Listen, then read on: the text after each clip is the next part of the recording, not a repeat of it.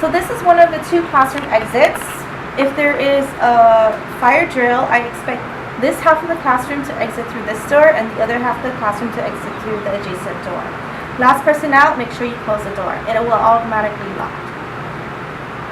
Here we have our fire extinguisher and our fire alarm pole. For whatever reason, if there's an emergency, they're located at the nearest the stairwell. Moving along, have my classroom teacher area. Please stay out of the corner. Thank you, I appreciate that. We have our fume hood. It slides up like this. You perform your experiments in here. There's a light and vacuum section. So all of the fumes get sucked up directly into the filter and we don't have to breathe those dangerous substances in. The refrigerator and freezer is off limits to students. We use that to store chemicals and for ice for our lab purposes.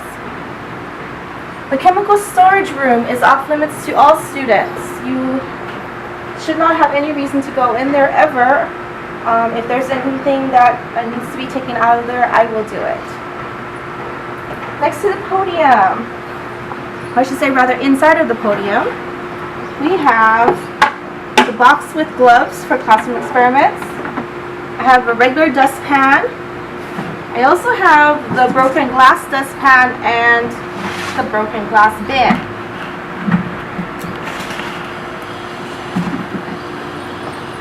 The microwave is available for use. We don't really use it too much for labs except for heating up water, but I do require that permission be granted first. We have our electronic water distiller.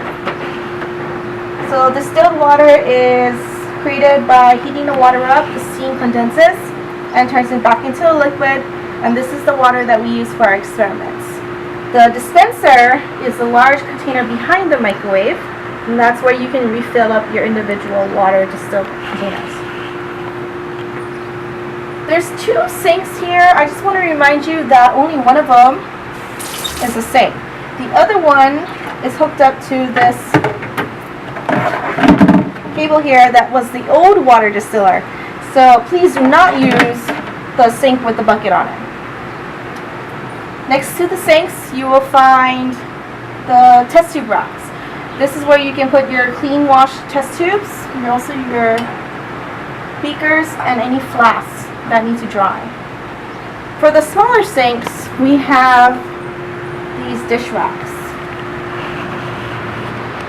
I do expect you to keep your dishes clean and maintain dish rack organization.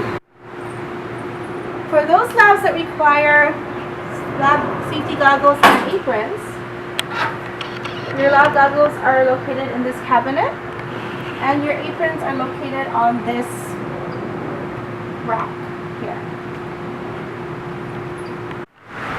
There are 3 fire blankets located in the classroom. The middle one is right here and it's labeled by its packaging. The other 2 fire blankets are located on the other lab counters adjacent to them. They do not have labels, but they are represented by the same orange color.